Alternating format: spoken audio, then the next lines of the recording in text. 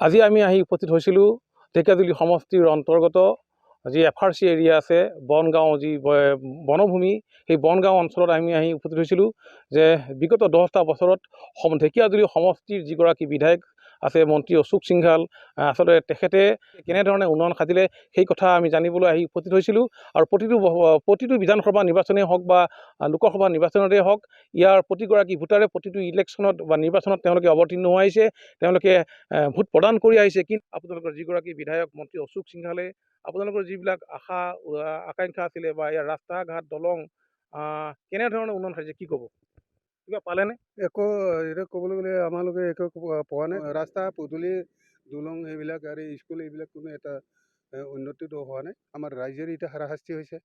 ৰাইজে এতিয়া বহুত কষ্টত পৰি আছোঁ ধৰি লওক এতিয়া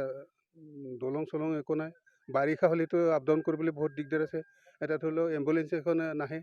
তাৰ ভিতৰতে এতিয়া চিৰিয়াছ যদি ডেলিভাৰী যদি হৈ যায় তেতিয়া মেডিকেল ল'বলৈ ইয়াৰ পৰা গাড়ী ঘোঁৰা নাই এনেকুৱা কষ্ট পাই পেলাই এতিয়া ধৰি লওক চলি আছোঁ আজিলৈকে চলি আছোঁ বিধায়কগৰাকী আহিছে নাই কেতিয়াবা বিধায়কটো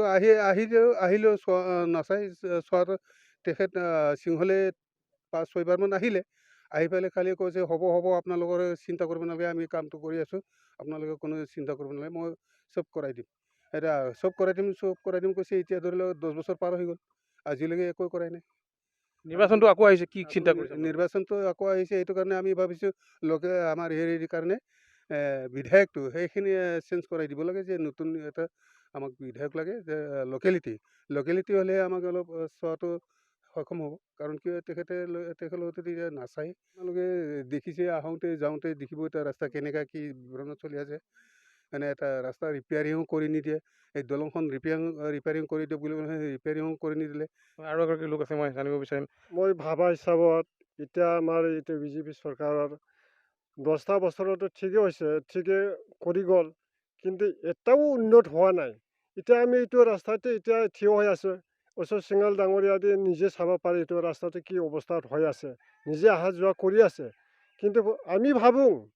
ইয়াৰ আমাৰ গাঁৱলীয়াই যি প্ৰব্লেমত আছে এতিয়া ৰাস্তা এটাও মানে কাঁচা ৰাস্তা এইটো পৰিষ্কাৰ আগত যিটো কৰি দিছে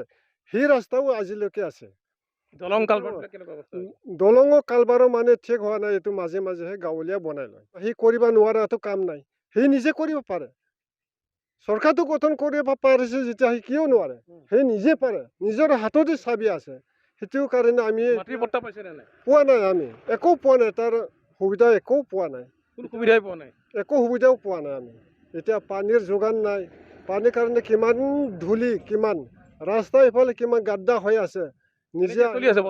বছৰে এতিয়া চলি আছে আমি এতিয়া আমি পাব্লিকে কিমান দুখত আছে আমিহে জানো এইবিলাক কি বিচাৰে নিৰ্বাচনটো আহি আছে এতিয়া নিৰ্বাচনটো আহিছে আমাৰ হিচাপতো মোৰ ভাবা হিচাপত নতুন হ'ব লাগে লোকেলে হ'ব লাগে আমাৰ ইয়াত এতিয়া ডাঙৰীয়া সিংঘালে ধৰক আজি 10টা বছৰত সেই 5 বছৰৰ ভিতৰত একবাৰতো গ'লে 5 বছৰৰ ভিতৰত চলি পেলাই সি মাজে মাজে আমাক কেনেকুৱা আছে কেনেকুৱা নাই সেইটো চাব নাহে পিয়ে আহে নাই ডাঙৰীয়া আমাৰ অশোক সিংঘাল আহে কোনো নাহে ইয়াত সেইটো কাৰণে ইয়াৰ কাৰণে আমি দুখত আছে আৰু একো পোৱা নাই ছাৰক আমি ইমান জ্বৰ উঠিলেও ভোটটো দিবলৈ কাৰণে যায় আমি একেবাৰে ল'ৰা ছোৱালী থৈ কিনি একেবাৰে ঘৰটো এৰি কিনি আমি ভোট দিব যায় একে অৰুণোদয় একো পোৱা নাই আমি নাপায়ে আমি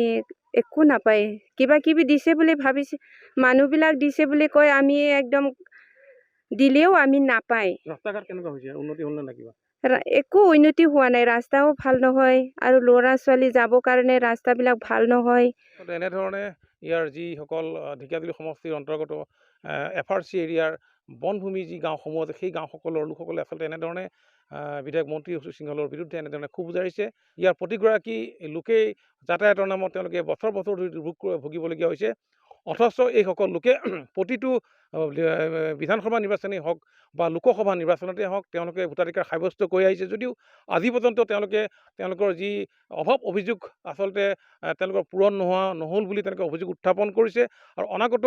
যি 2026 বৰ্ষৰ নিৰ্বাচনত ইয়াৰ এফআৰচি অঞ্চলৰ লোকসকলে তেওঁলোকে এগৰাকী স্থানীয় প্ৰাৰ্থী বিচাৰিছে মই পুনৰবাৰ দেখুৱাইছোঁ এয়া আচলতে যি ঢেকিয়াজুলি সমষ্টিৰ অন্তৰ্গত এফআৰচি এৰিয়াৰ এইসকল লোক আৰু এইসকল লোক আজি ক্ষোভিত হৈ পৰিছে, কাৰণ তেওঁলোকে আজি বছৰ বছৰ ধৰি বিভিন্ন সা সুবিধাৰ পৰা বঞ্চিত হৈ থকাৰ তেওঁলোকে অভিযোগ উত্থাপন কৰিছে। গতিকে অনাগত সময়ত ঢেকীয়াজুলি সমষ্টিৰ পৰা কেনেধৰণৰ ৰাইজে আচলতে কাক বিবেচনা কৰিব বা ঢেকীয়াজুলি সমষ্টিৰ পৰা অনাগত 2026 বৰ্ষৰ নিৰ্বাচনত কোনগৰাকী প্ৰাৰ্থীয়ে বিজয় সাব্যস্ত কৰিব, সেয়াই হ'ব পৰৱৰ্তী সময়ত লক্ষণীয়।